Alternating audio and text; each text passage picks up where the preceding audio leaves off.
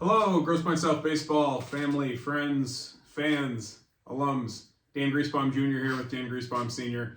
Here to talk about our second annual Grosse Pointe South Baseball Hall of Fame event, which will be held on February 1st at the Farms Pier. Our second class going to specifically talk about Dan Cimini right now, class of 1987. Great player for Grosse Pointe South and also one of the top Michigan high school baseball coaches of all time now.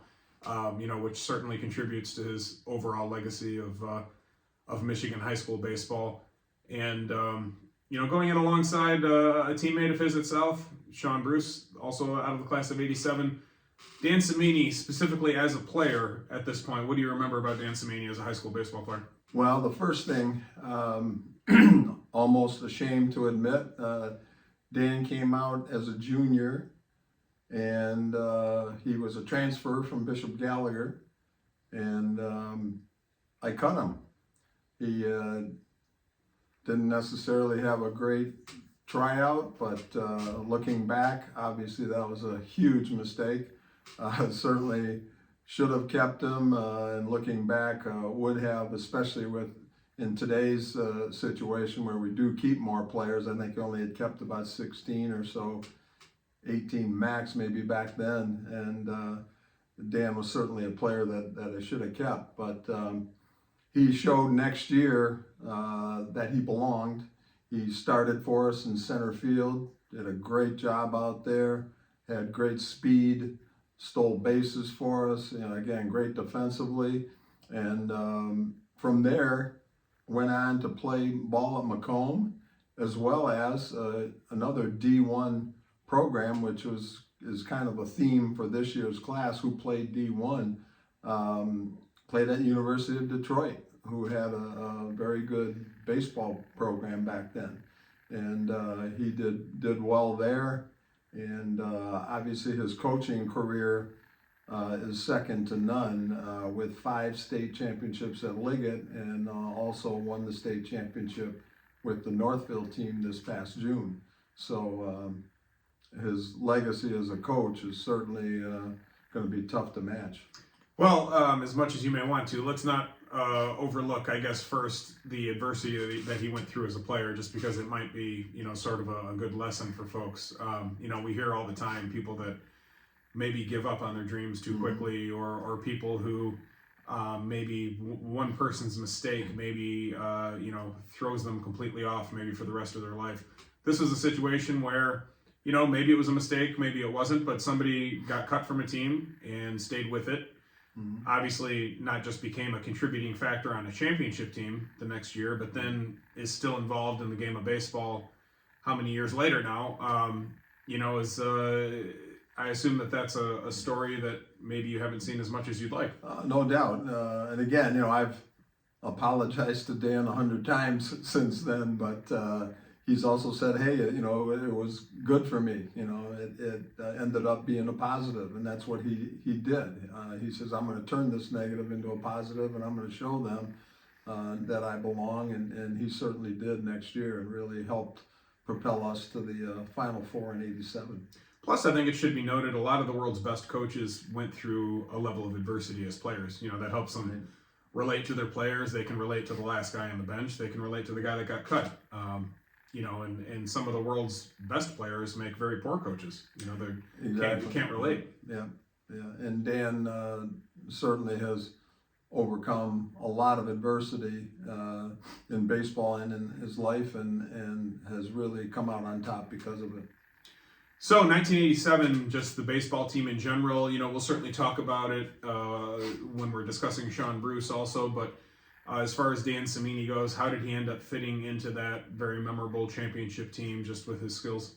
Well, you could see again right away, speed is such a weapon, and he patrolled center field as well as anybody, had a very good arm, had a good jump on the ball, was a good contact hitter. All he had to do was basically hit the ball in the hole, and he was a threat to get on base. And as long as he put the bat on the ball, he was going to be a threat. And he was as good as anybody on that team in terms of helping us win, and was a big part of the streak.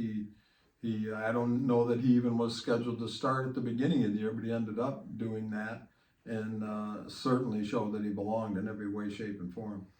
So that 1987 team, they didn't necessarily lose a lot of guys from 87 to 88, but obviously the two Hall of Famers that we're talking about, Sean Bruce and Dan Cimini, were seniors on that team. Scott Tucker, who was the number 2 pitcher, John Joliet, who was maybe the number 3 pitcher or a bullpen guy. Just a small handful. 88 team, did you feel like you really missed those guys, or was something lacking from that group in that they weren't able to repeat the success of the previous year? Well, first of all, they were still a very good team. We ended up losing 2-1 to North in that district on a controversial call, and they were still a very, very good team. But yeah, losing Sean and losing Tim Nugent and Scott Tucker and Dan Cimini certainly hurt, even though we did have some very good returning players in Lucas, Wysocki, Paul, and Sad. Great 4 players returning, but as you know, you need a complete team, and certainly we missed those other guys, those seniors from 87.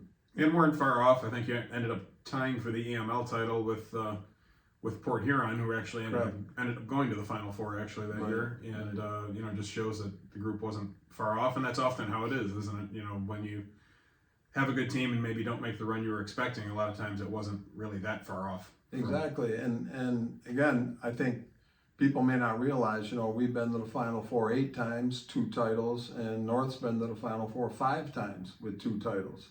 So you're talking about 4 state championships and 13 trips to the Final Four between Grosse Pointe schools. So we're always battling with each other to see who can move on. In fact, one time we were in separate districts, and North won their district, we won ours. North won their regional, we won ours. We met in the quarters and beat them in the quarterfinal to go to the Final Four for our 7th time. And that was right when you think you're finally going to avoid each other. Exactly, exactly. Just meeting in the Final 8. But, obviously a big part of the Dan Cimini legacy is not even that of a player, but more the overall impact on the high school baseball game.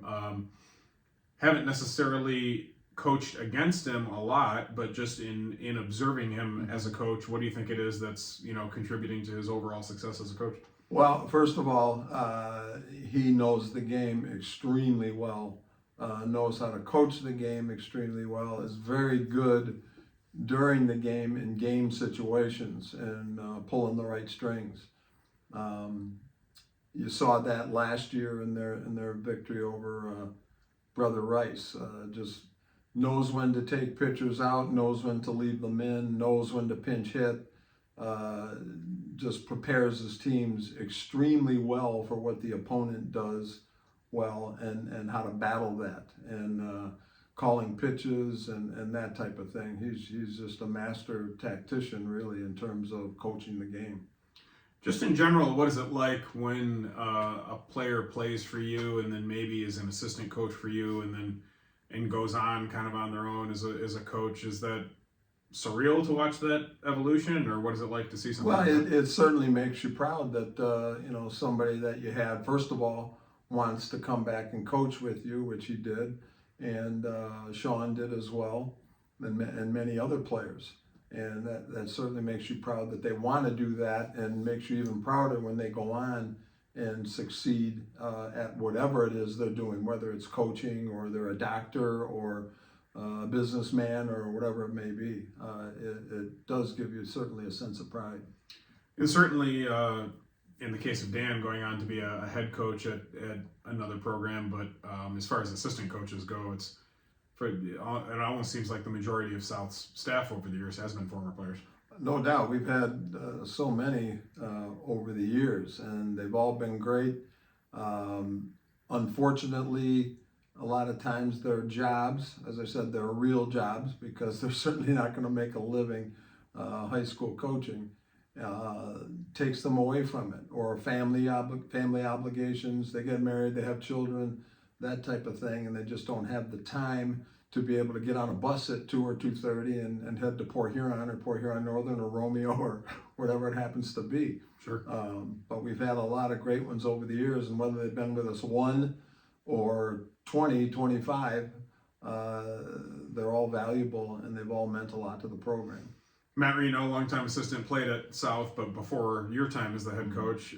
John Hackett went to North, but played for you at Grosse Pointe North. Right, exactly. Hack graduated with 80 in 1980 with all those other. 81, I think. Well, actually, yeah, he played in 80 with 5 guys from that North team that eventually were drafted.